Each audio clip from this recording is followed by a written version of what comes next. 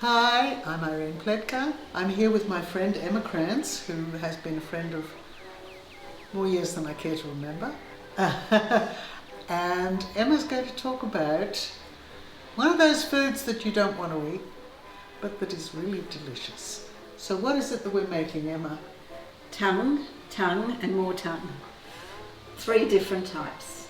To start with, I'm doing a pickled tongue, but because it takes 3 to 6 days to pickle, I'm just going to talk about how you do it, which is just a mixture of salt, garlic and bay leaves. Where you rub the tongue and you put it in a bowl and you put it in the fridge for 3 to 6 days. And that's all there is to the pickling process. So this one is already pickled, and the first thing I have to do is to put it into water, boil it for 10 minutes, discard this water, and then start again. This is the unpickled tongue. That's just it. It hasn't been pickled, and so it requires cooking for pretty much the same length of time. But these are beef tongues, and these are lamb tongues. So you can see that a cow is obviously a much bigger animal, and these are from Baa black sheep. Little animals. Lamb tongues are delicious. We will be cooking this the same way that Emma is, except that we don't need to discard the water, because one of the reasons that the pickled tongue is boiled and then the water is discarded is really to get rid of excess salt. So this is just freshly butchered, and it just goes into water, and we'll put the lamb tongues in as well. The taste is fairly similar. I don't think it'll be too much of a hardship.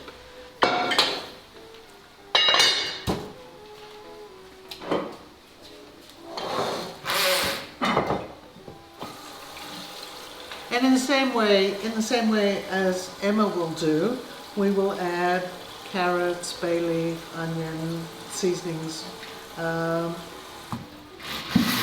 but that is a little while. When it boils, you skim off the froth to try and keep it as clean as possible.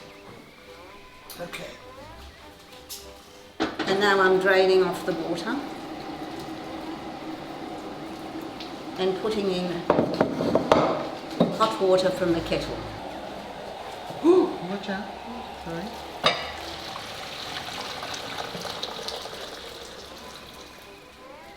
We're now going to add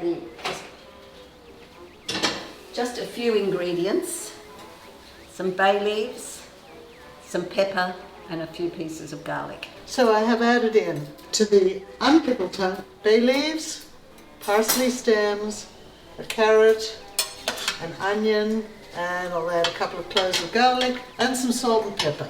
And the pickled one's going to cook for about an hour or an hour and a half till it's tender. I'm going to let this cook for about an hour, then I'm going to take it out. It won't be completely cooked, but I will skin it then. Let it cool down a little bit and skin it, and then put it back into the pot. And it's important to skim off the froth while it's boiling. And that's pretty much it, till it's tender, which is however long it takes. And sometimes, depending on the tongue, it can be 2 hours, it can be 4 hours. But it's worth the wait. Okay, so for the unpickled tongue, we're going to serve it in a rather traditional sweet and sour sauce, which consists of chopped onions and garlic and tomato sauce, tomato paste, vinegar, usually raisins. I didn't have raisins, but I thought prunes were a good alternative, and some currants instead of raisins. I think it'll work. I've heated the fry pan. I'm going to add some oil, let that heat, and I'm going to brown the onions and garlic, and then add the other ingredients.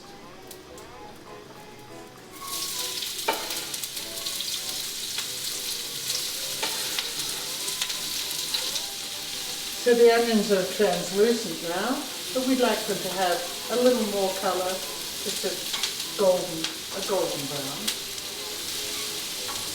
Doesn't take terribly long. The organ meats were cheap.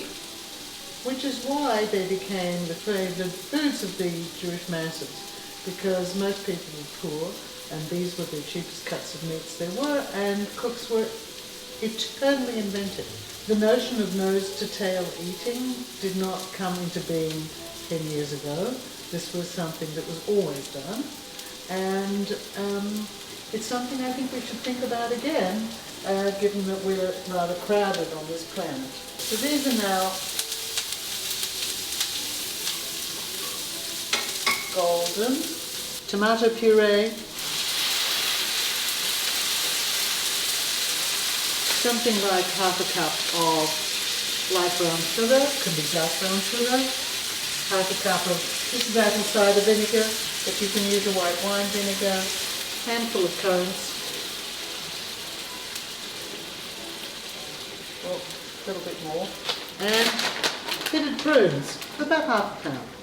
And I will, once it starts cooking, add some tomato puree, that is, I don't have really that much room in this pot, so I'm going to leave it like this for the time being, and adjust it when we add it to the tongue. So the unpickled tongue has been boiling for a couple of hours, and it's probably half to 3/4 cooked. We will now be taking it out and peeling it, and then making the sauce and cooking it for the remainder of the time in the sweet and sour sauce. And of course we have the little, I'd forgotten, we have the little lamb's tongues, which are fully cooked by now, but it won't hurt them.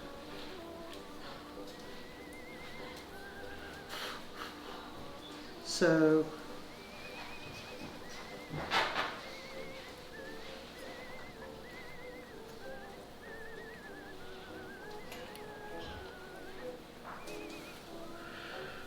okay, so this is the unpickled tongue, and it's been boiling for about 2 hours.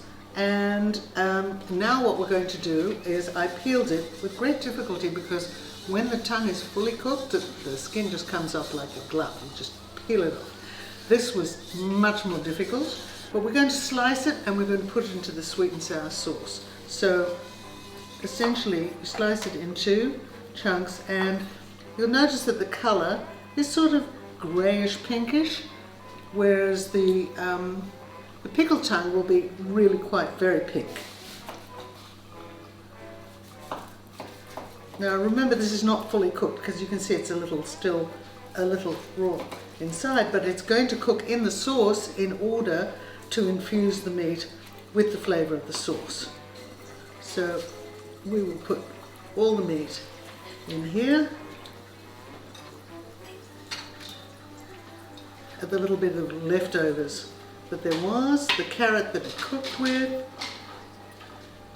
the lamb tongues, which can certainly go in whole because they're very small, and then we have the sweet and sour tomatoey sauce. So we're going to pour all of that in on top there, and the same amount of water as we had tomato passata.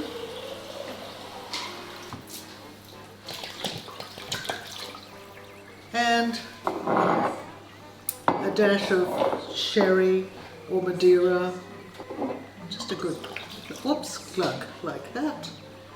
And then we'll put it on, and it should take about another hour, but you can see that it's going to be a nice saucy dish. Okay, here we go, back onto the stove.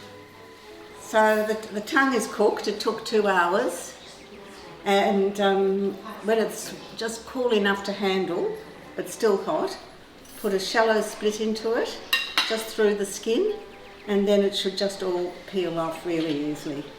No way of doing it other than with your fingers. And then we're going to slice it, and we cut it diagonally into thin slices. Oh, it's beautiful, it's perfectly cooked.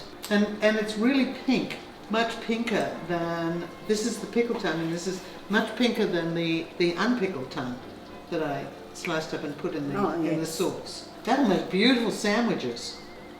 Well, one of my favourite things was leftover tongue the next day, served on rye bread with tomato and pickled cucumbers. Okay, so here we have the unpickled tongue that was cooked in a sweet sour sauce, and we're just going to try it. And see if we can find a prune. Makes me think of tsimmers. It's a tongue tsimmers. Didn't even Yeah. think of that. And the reason that there are prunes, because I didn't have any raisins at home. frankly. And I This thought, is- okay, fine, fruit. Fruit. This That's is what how we want. dishes Dried start. fruit.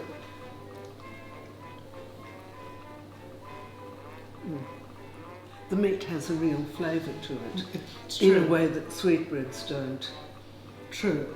And I'm not even sure lungs do either. No, I agree. They're about a texture. But this, and this way of cooking it is lovely. Well, as I said, it's And- something that I'm hoping that people who wouldn't touch a tongue, who run screaming from a deli if they're served a tongue sandwich. And by the way, lovely cold sliced thinly that's right. in a sandwich. It would be. And it's true that it's like it simmers, Yeah. so we can call it tongue simmers. I would make this. Yes, so try it. It's really easy.